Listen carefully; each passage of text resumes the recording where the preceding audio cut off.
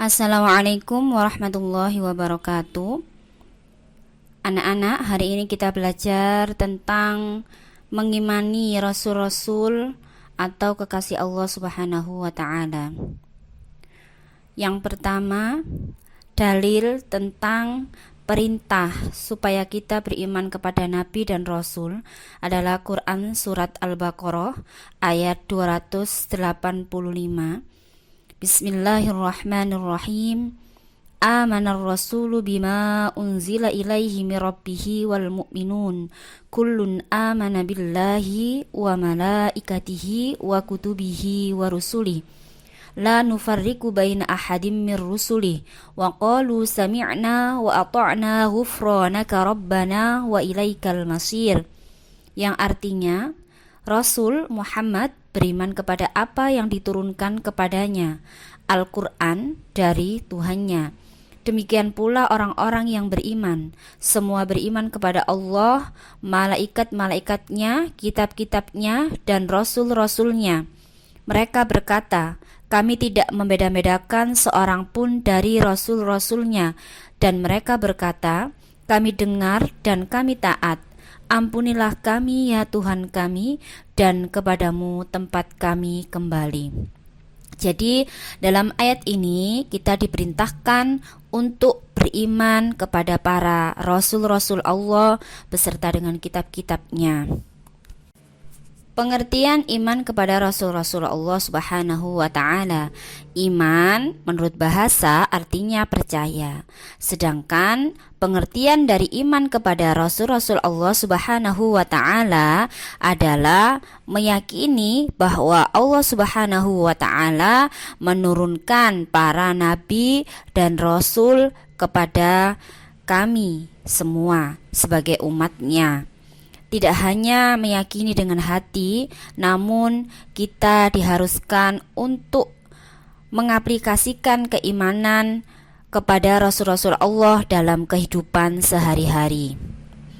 Di sini ada dua yang perlu kita imani, yaitu nabi dan rasul.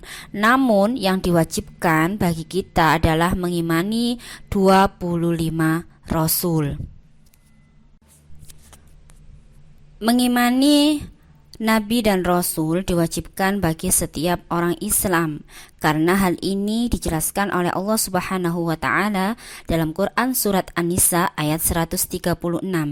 Bismillahirrahmanirrahim. Ya ayyuhalladzina amanu aminu billahi wa rasulihi wal kitabil ladzi nazzala ala rasulihi wal kitabil ladzi anzala min qabl wa man yakfur billahi wa malaikatihi wa kutubihi wa rusulihi wal yawmil akhir faqad dhalla dhalalan ba'ida. Artinya, wahai orang-orang yang beriman, tetaplah beriman kepada Allah dan Rasul-Nya, dan kepada kitab yang diturunkan kepada Rasul-Nya, serta kitab yang diturunkan sebelumnya.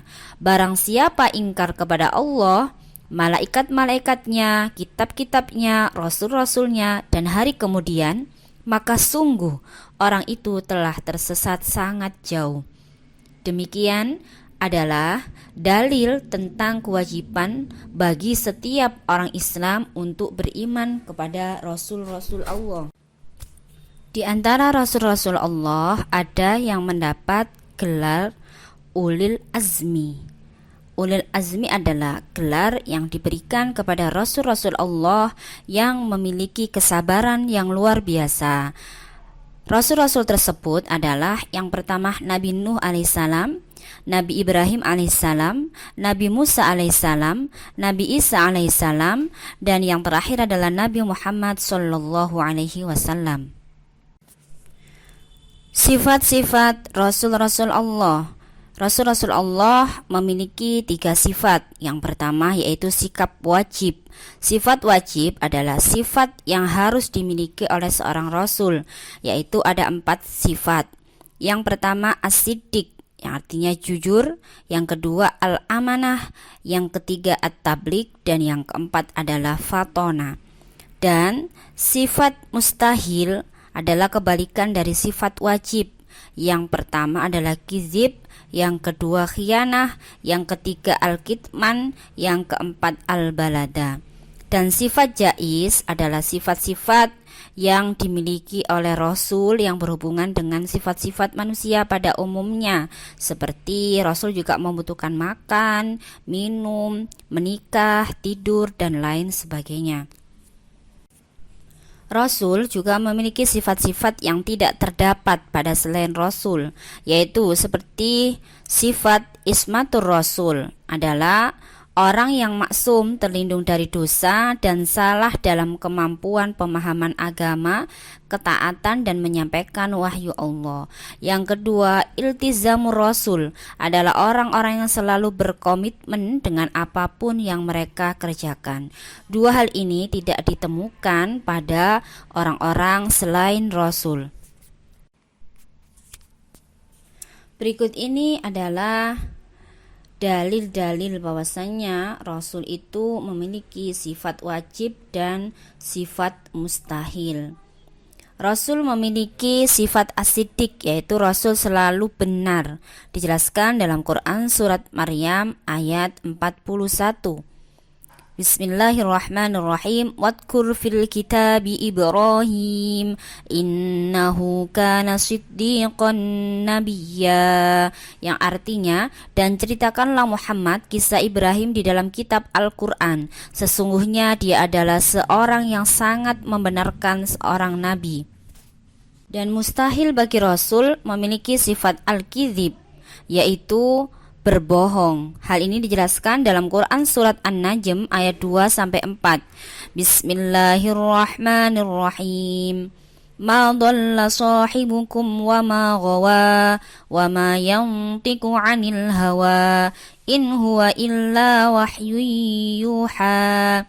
Artinya, kawanmu Muhammad tidak sesat dan tidak pula keliru, dan tidaklah yang diucapkan itu Al-Quran menurut keinginannya. Tidak lain Al-Quran adalah wahyu yang diwahyukan kepadanya. Selanjutnya, sifat wajib bagi Rasul yaitu al-amanah. Artinya, Rasul selalu dapat dipercaya. Hal ini dijelaskan dalam Quran surat As-Surah ayat 106-107. Bismillahirrahmanirrahim. إذ قال لهم أخوهم نوح ألا تتقون إني لكم رسول أمين. Artinya, ketika saudara mereka Nuh berkata kepada mereka, "Mengapa kamu tidak bertakwa? Sesungguhnya aku ini seorang rasul kepercayaan yang diutus kepadamu." Dan Rasul juga memiliki sifat mustahil, kebalikan dari sifat amanah, yaitu al-khiyanah. Hal ini dijelaskan dalam Quran surat Al-An'am ayat 106. Bismillahirrahmanirrahim. Ittabi' ma uhiya ilaika min rabbik la ilaha illahu wa a'rid 'anil musyrikin. Artinya, ikutilah apa yang telah diwahyukan kepadamu, Muhammad. Tidak ada Tuhan selain Dia, dan berpalinglah dari orang-orang musyrik. Sifat wajib bagi Rasul yang berikutnya adalah at-tabligh, yaitu Rasul selalu menyampaikan apa yang telah diwahyukan Allah kepada umatnya. Hal ini dijelaskan dalam Quran surat Al-Maidah ayat 67. Bismillahirrahmanirrahim. Ya ayyuhar rasul balligh ma unzila ilaika min rabbik wa in lam taf'al fama ballaghta risalatah wallahu ya'simuka minan nas innallaha la yahdil qaumal kafirin. Artinya, wahai Rasul, sampaikanlah apa yang diturunkan Tuhanmu kepadamu. Jika tidak engkau lakukan itu, maka engkau tidak menyampaikan amanahnya, dan Allah memelihara engkau dari gangguan manusia. Sungguh Allah tidak memberi petunjuk kepada orang-orang kafir. Sifat mustahil bagi Rasul kebalikan dari sifat tabligh adalah al-kitman, yaitu mustahil bagi Rasul menyembunyikan kebenaran. Hal ini dijelaskan dalam Quran surat Al-An'am ayat 50. Bismillahirrahmanirrahim. Qul la aqulu lakum indi khazainullahi wa la a'lamul ghaiba wa la aqulu lakum inni malak in attabi'u illa ma yuha ilai. Qul hal yastawil a'ma wal basir afala tatafakkarun. Artinya, katakanlah Muhammad, aku tidak mengatakan kepadamu bahwa perbendaharaan Allah ada padaku, dan aku tidak mengetahui yang gaib, dan aku tidak pula mengatakan kepadamu bahwa aku malaikat. Aku hanya mengikuti apa yang diwahyukan kepadaku. Katakanlah, apakah sama orang yang buta dengan orang yang melihat? Apakah kamu tidak memikirkannya?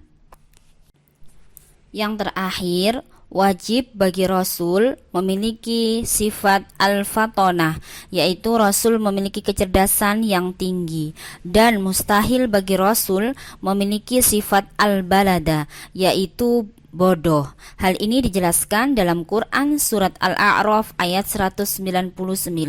Bismillahirrahmanirrahim. Khudil afwa wa'mur bil 'urfi wa a'rid 'anil jahilin. Jadilah pemaaf dan suruhlah orang yang mengerjakan yang ma'ruf, serta janganlah pedulikan orang-orang yang bodoh. Tugas Rasul Allah Subhanahu wa Ta'ala yaitu menyampaikan risalah dari Allah Subhanahu wa Ta'ala, mengajak kepada tauhid, yaitu mengajak umatnya untuk mengesahkan Allah dan menjauhi perilaku musyrik. Kemudian yang ketiga, memberi kabar gembira kepada orang mukmin dan memberi peringatan kepada orang kafir. Keempat, menunjukkan jalan yang lurus dan membersihkan serta menyucikan jiwa manusia, serta mengajarkan kepada mereka kitab dan hikmah, dan sebagai hujjah bagi manusia. Oleh karenanya, kita sebagai umat Islam wajib mengimani adanya Rasul-Rasul Allah agar kita selamat di dunia dan di akhirat. Lantas, apa sih hikmah beriman kepada Rasul-Rasul Allah itu? Hikmahnya adalah kita mendapatkan iman yang semakin sempurna, kemudian bisa terdorong untuk menjadikan contoh dalam hidup kita, kemudian menjadi motivasi untuk melakukan perilaku sosial yang baik, dan kita bisa memiliki teladan dalam hidup sehingga tidak tersesat di dunia dan di akhirat. Demikian penjelasan dari Ibu, semoga bermanfaat untuk kita semua dan kita bisa menerapkan apa-apa yang sudah dicontohkan oleh Rasul dalam kehidupan kita sehari-hari. Terima kasih, semoga bermanfaat. Wassalamualaikum warahmatullahi wabarakatuh.